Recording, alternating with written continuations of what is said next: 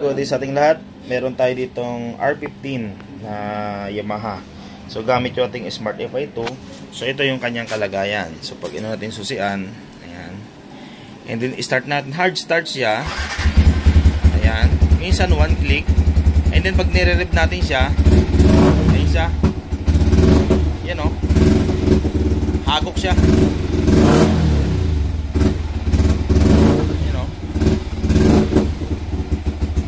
And then minsan hard start siya. Ito one click na ngayon, oh. Ayan siya. Ayan. So ngayon da-diagnose natin siya. Tingnan natin yung mga error na lalabas sa kanya. Okay.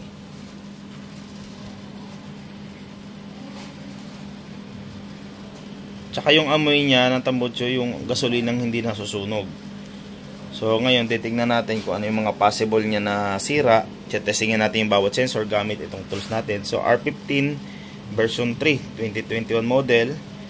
So 155cc. And then anong gawa siya? Wala nakalagay kung anong region siya. Okay, so diretso na tayo sa diagnose. So una natin gagawin, read DTC.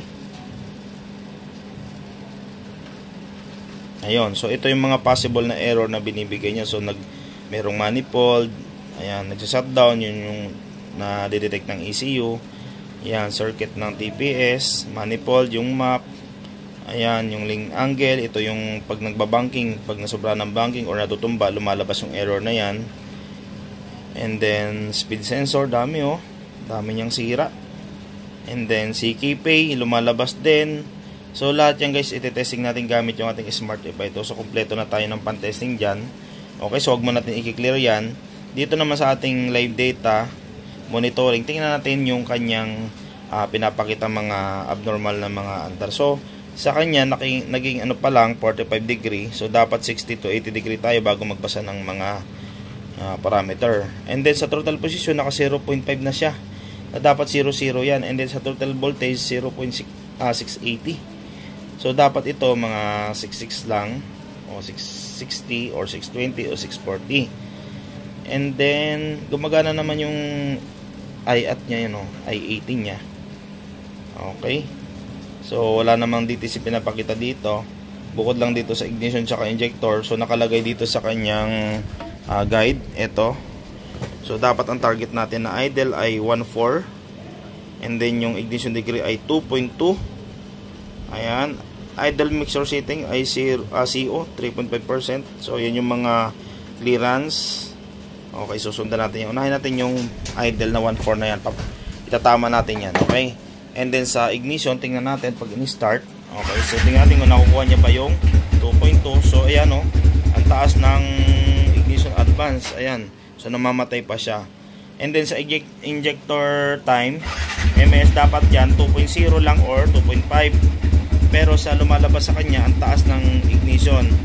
So possible may mga problema to sa fuel system or sa ignition system. Sa idle naman, ayan, so hindi niya maabot kasi para siyang lunda yun, oh.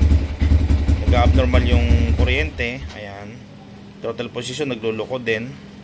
So itatama natin lahat yan. Bubuksan natin tong motor na to. Isa-isa natin yang i-diagnose.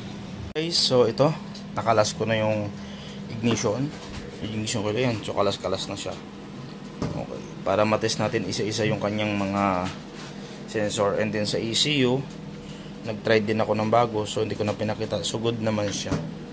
Okay, so ito yung ignition ko niya, aftermarket na. So UMA Racing. So testingin natin yung ohms niyan or yung kanyang resistance. And then itong spark plug cap, testingin din natin yan. And then ito injector niya, tingnan nyo guys gaano karumi. Ayan siya, oh, kita nyo. Ayan, hanggang sa loob may mga dumi. And then yung ulo, yung pinapasukan ng fuel, ayun makita nyo, buksan ko ilaw. Ayun o, makita nyo, ayun o, dumi-dumi o, kita nyo. Kaya possible nagkakaroon ng problema dahil dyan. Ayan, so marumi siya. So iti-testing ko rin to sa tools natin sa ating Smart FI. Okay, so ito na yung mga TPS nya. And then IAC. So halos ayan, kalas-kalas natin. Testingin natin isa-isa yan guys. Okay, papakita ko sa inyo. So ito ignition coil, testing natin. So gamit yung ating mga wire, ayan nakaabang na, and then nakatusok na ako sa dulo ng ignition coil. Mamaya makikita nyo yan kung para saan yan. Okay. So ngayon, punta tayo dun sa ayun, so advance. So ito naman yung nakalagay dito, adapter 03, nakaabang na kasi alam ko na yung kable. And then itong adapter na mayroong kasamang clip na to. Ayan. So ngayon, makikita nyo rin yan kung anong gagamitin kable.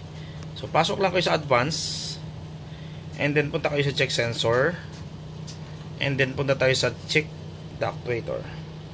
And then pasok tayo sa ignition or move-in. Ayan. So kasi itong ignition ko na to ay ayan, gawa siya ng itong brand. So susundan natin yung nakalagay sa picture 03. So ito yon.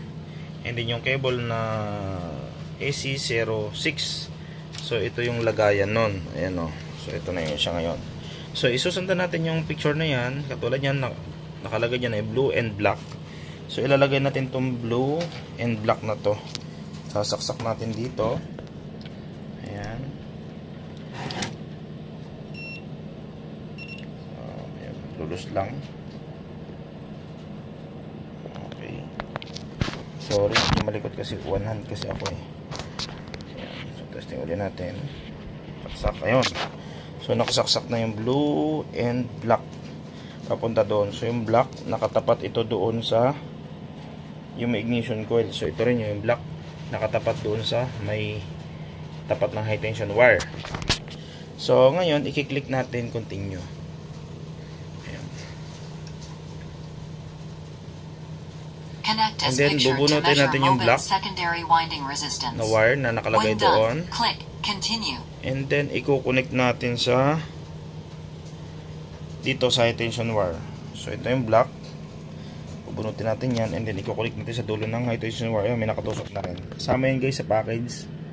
Pag bumuli kayo ng Smart FI, kasama na yan. Sasa na kayo guys, medyo sak na ito. Yung isa wala na tong function. Ayan o, nakahiwalay na. Kagaya nung nasa picture, wala na nakakabit. So ngayon i-continue natin. Ayun. So yun nakalagay oh. So ibig sabihin may problema sa ating ignition coil. So hindi rin natin matitest gawa ng sira din siya. Mas maganda talaga yung good para matest natin sa null code. So possible sira tong ating ignition coil. So pabibili natin to sa client and then ayun, tetesterin ko din ito. Ito ay tetesterin ko to sa multi-tester mismo. Kasi wala pa tong tester para dito. And injector, pati-tester natin gamit natin yung itong tools na to. Guys, doon naman tayo sa injector. Same menu pa rin. And then susundan lang natin yung nakalagay sa picture, blue and black. So ilalagay natin dito. Ayan. So ilagay ko muna. Okay guys, ayun, nakalagay na, baliktaran naman yan. So may polarity naman yung iba, may positive, negative, pero pag testing naman, baliktaran naman yan. Ayan, so nakalagay sa picture, blue and black. And then continue natin. Ayun, titignan natin yung ohms, kung ilan pa inaabot. So check, ibig sabihin, good pa yung resistance ng injector natin. So nakalagay kasi doon, 12.6. So good pa yan. So continue natin. Okay, so sa pag-continue natin, yellow and red naman ang ipapalit natin dito. Okay, so yellow and red na nakalagay. Testingin natin yung kanyang actuation. So continue natin. And then start. And then lagyan natin ng pulse. And then lagyan natin sa baba. Ayun, narinig nyo. Lalakasan ko ha. Ayun o. Yung pulse saka yung RPM. Diba? So good naman siya. Ang problema na lang ito, yan marumi na yun sa dulo na yun, no? Sobrang dumi. Ayan, no? Maraming pumasok na dumi. So possible, pati fuel filter yan, bubuksan ko yung tangke. So good na to guys. So doon naman tayo ngayon sa pag-check ng fuel tank. Titingnan natin yung filter and then pabibili natin ng bagong ignition coil. Okay? And then magte-test tayo. Okay, so magte-testing tayo ng spark plug cap. Okay, so nakita nyo yan. And then ito gumagalaw na oh. Ay, gumagalaw na yung taas. So ngayon medyo mahirap magtusok. Gawa ng one hand ako. Pero pakita ko ng yan. Subukan ko pakita sa inyo. So makikita nyo may ohms siya. Ayun oh, mababa lang yung ohms. Ang target kasi nito ay 10. Pero guys, ang problema nito, pag gumagalaw yung pin na yan, no, nawawala yung resistance. Nawawala siya. Yan, pag gumagalaw-galaw siya. Kasi ito, gumagalaw na rin yung pinakadulo. Ito siya. Ayan, gumagalaw na siya. Sorry, hindi ko mapakita ng gusto, pero sira na yung cap din niya. Ayun, no. Kita nyo, daming corrosion sa loob, yun sa puno o may corrosion. Ayan, gumagalaw na siya. So possible sira na rin kasi hindi na tama yung ohms. Dapat kasi to halos 10 ohms ang rate nito. Ang aftermarket na rin, ayun, wala nakalagay na tatak. Okay, so possible sira nito. Then itong spark plug, papapalitan ko na to kasi hindi siya original. Ayan, no. So wala ding resistance ito. May nakalagay lang ng R, pero ayan, tingnan yung sunog, oh. Reach siya. Ayan. So hindi na susunog yung mga fuel na pumapasok sa combustion. So papalitan ko na to ng isang set. And then ito, i-cleaning ko na lang siya. Meron naman ako itong cleaner. Okay. So mamaya makikita nyo after cleaning ko ano na maging itsura to. Then sa idle, ito isasama ko na rin sa cleaning. Okay. So i-update ko na lang kayo guys after ko na ma-cleaning ito. Teka kagad sir.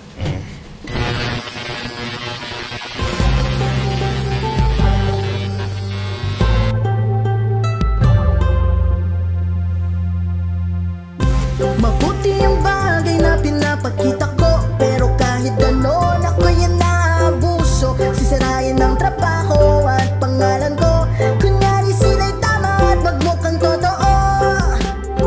Pero ginagaya ang gawa at mga estero ko. Ganto kasi yan, di ko akalain na mangyayari ito. Ang kasusumpungan nitong buhay ko.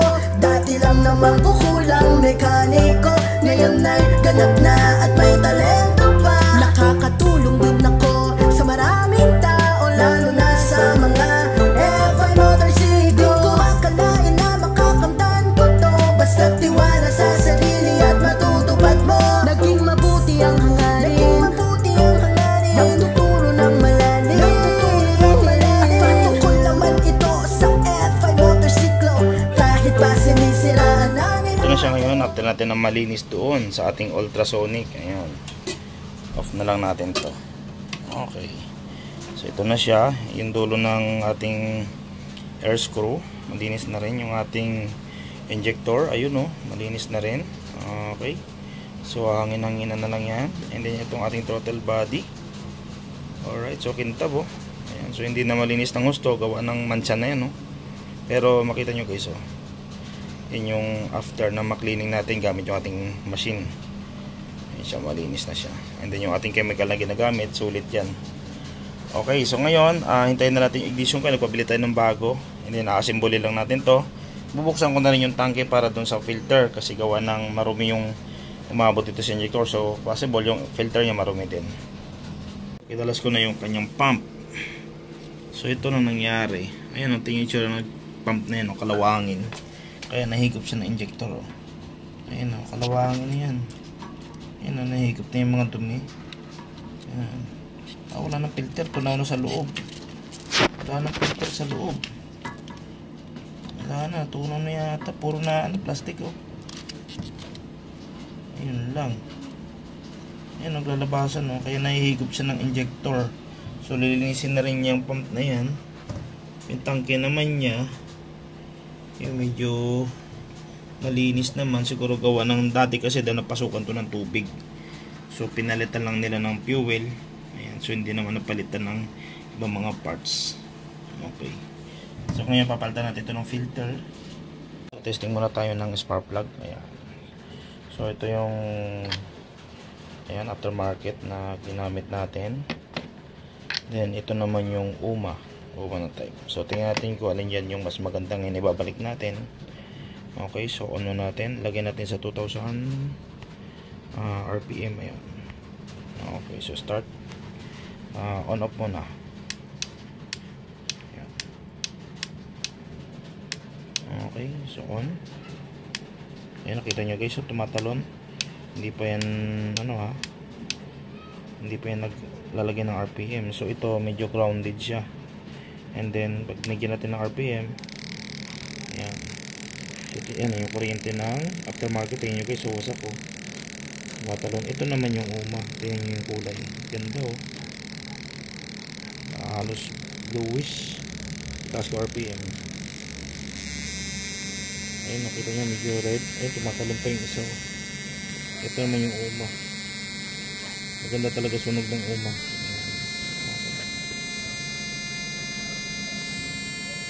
So medyo nag-o-okay lang sila doon sa parting 5,000 to 4,000 RPM. Halos nagpapantay sila. And then sa max, okay, ayun, tumatalon nga lang isa, nagpa-fluctuate. Mas okay pa rin itong UMA kumpara dito sa aftermarket, pero mas the best ang sunog ng original. Mas iba yung sunog kumpara dito sa UMA lang.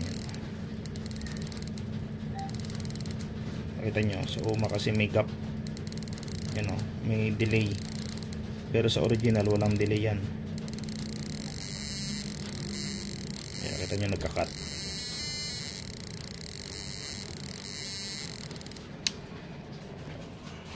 So ito, meron tayong aftermarket na ignition coil. So wala tayong nakitang original. So testingin natin kung ano ba yung resistance nito, kung good ba yung ilalabas dun sa ating tools. Ayan, so naka-ready na yung ating mga connection. And then punta tayo dito. Ayan, so sinunod ka rin kung ano yung nakalagay sa screen. And then okay natin yan.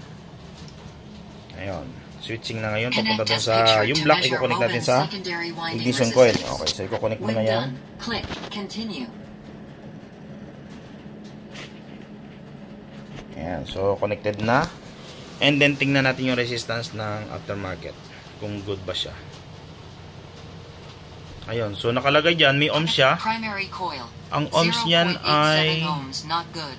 Secondary coil 4192.02 ohms, not good. So ibig sabihin, so aandar naman ito, pero ang problema niya, mas mababa yung mga resistance niya kumpara doon sa original. Okay, pero aandar to guys. Ayan oh. So nakalagay naman yun yung ohms oh.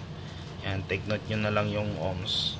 Kasi ito naman, papalitan naman to ng original ngayon para lang mapa-under ng maayos. Pero siyempre, yan mga ganyang brand, hindi yan tatagal para sa original. Okay, so nakalagay sa kanya not good. Okay, so exit natin yan. Okay. Pwede naman tayo mag-continue para doon sa igniting, pero wag na kasi lumabas naman na yung ohms niya. Okay? Pero ikakabit ko na to guys, itong KSR na brand.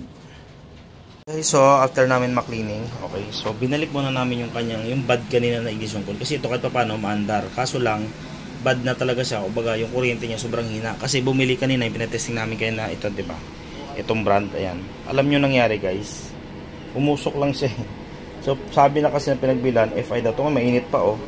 Ngayon pag unang susi, naputol yung fuse, tapos umusok siya. So possible pang carb type siya. Tapos makikita yung spark plug cap po. Ayan yung free.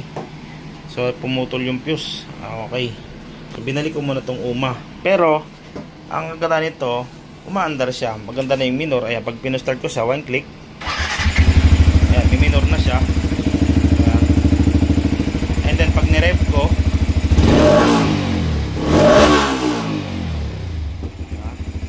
okay na siya. Pero syempre, diagnose natin. Tingnan natin yung mga mababasa natin doon. So medyo malungkot na kaganapan kasi nasunog pa yung ignition coil na kinabit namin. Gumagamit naman ako ng mga aftermarket pero hindi ganon. Good naman ang pinapakita, di ba? Nakita nyo sa ano, good naman pero umusok. So possible, hindi talaga siya para doon sa motor. R15 kasi ito eh. So binigay dito, sabi daw kasi ng pinagbilan niya, doon kila sa shop ng, saan yung shop binili to. Ayan oh, pang FI, pero possible carb type to. Sunog lang. Can't connect Bluetooth. Ay. Can't connect Bluetooth. Please check the connection again.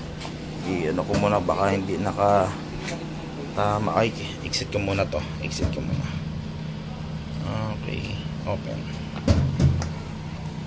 Okay, so pasok tayo sa diagnose. Ayan, naka-on na yung susian.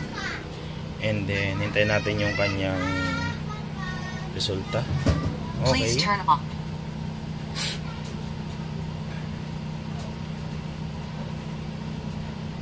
Okay, so lumabas yung information. Then, punta tayo sa DTC. Ayan. So yung mga error niya kanina, so ito yon, yung mga error kanina na lumalabas. And then pwede natin i-clear DTC ito. Ayan, so dami ng error na yan, no? Okay, clear na natin yan para Fault. maging clear na yung history. Okay. Okay. Fault code cleared. So ngayon, sana wala nang lumabas na fault. Okay, so wala na. Live data natin. Okay, so tingnan natin yung RPM. Dapat ang RPM nito ay 1.4. Itatama natin. Yung kanyang throttle position ay ito. Okay. And then TPS degree ay 0.5. So yan yung lumalabas doon sa kanyang degree. So na-reset naman na.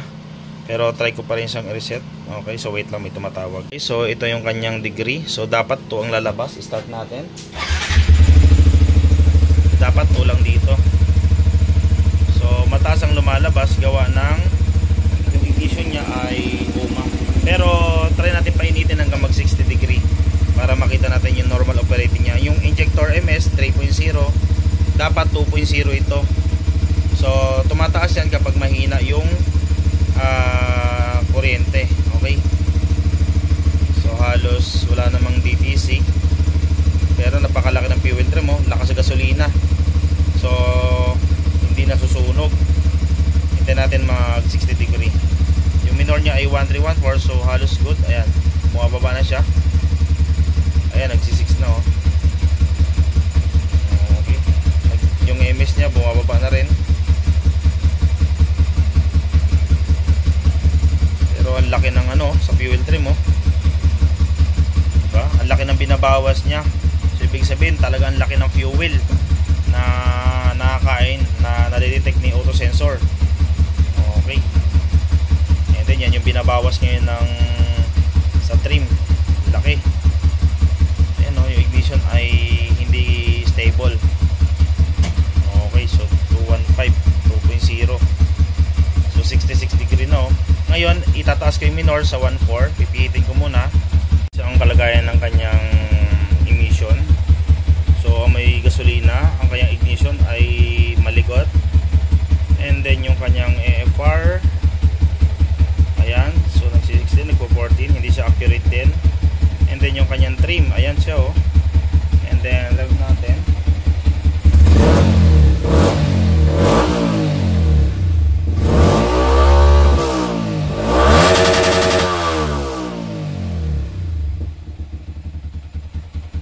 Halos good na rin yung RPM.